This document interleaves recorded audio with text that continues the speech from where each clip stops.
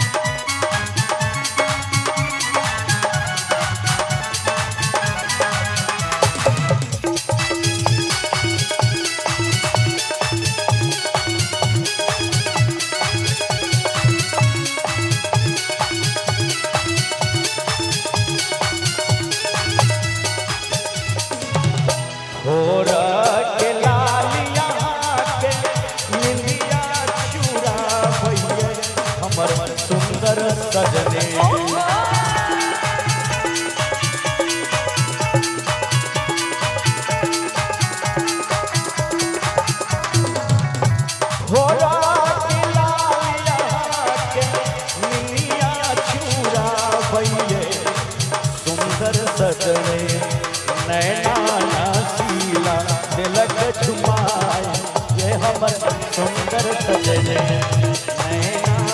शीला जलक झुमाए। ये हमर सुंदर सजने। अहाँ जे ई बात कहै छी त हमरो मोन हैया जे किछ कहे।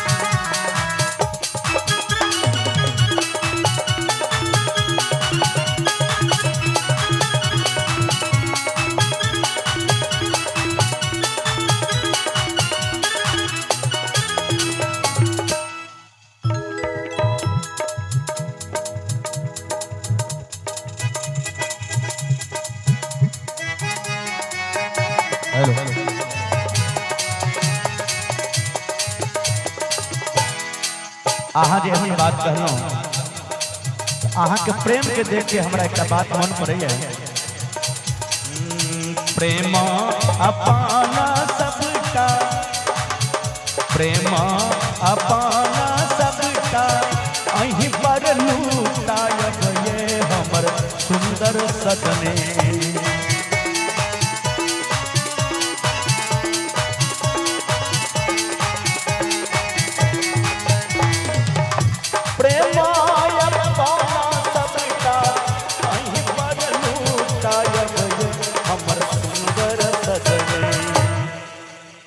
सबटा प्रेम अहाँ पर हम निछावर कऽ दे। यहाँ पर पति बड़ा बड़ाई करे छे, प्रेम आदर भाव के देख के प्रेम अपना सबटा हाय ही पर लुटायब ये हमर सुंदर सजनी। और की राखब करेगा में सटाए ये हमर सुंदर सजनी। राखब करेगा में सटाए ये हमर सुंदर सजनी। प्रेम अपना सबका वहीं पर लुटायब ये सुंदर सजनी।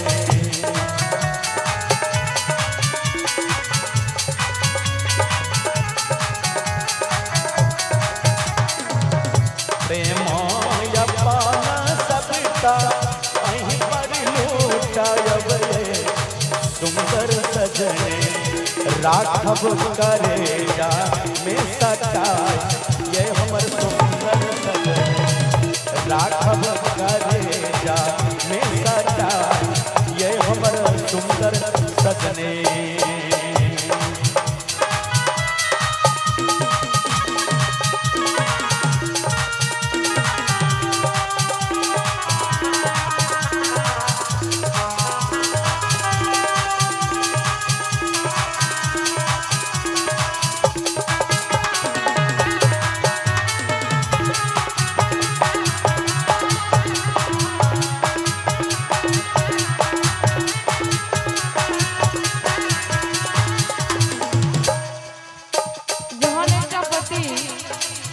पत्नी से ई बात कहे छे कि राखब करेगा में बसा ये हमर सुंदर सजनी। जय ओ पत्नियों के देखियो कते सुंदर पति के प्रति भाव छे। मांगो के सनुरे रही छी आही हमर जिंदगियो हमर सुंदर सजना।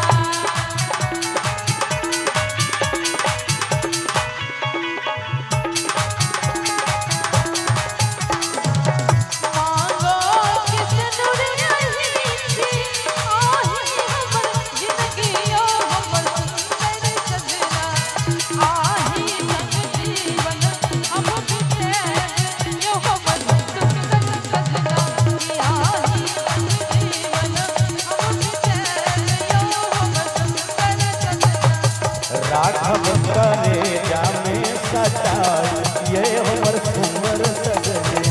आही जीवन अब बितायो हमर सुंदर सजना। चांदो गेल सोना जा ये हमर सुंदर सजनी। आही जीवन अब बितायो हमर सुंदर सजना। ये हमर सुंदर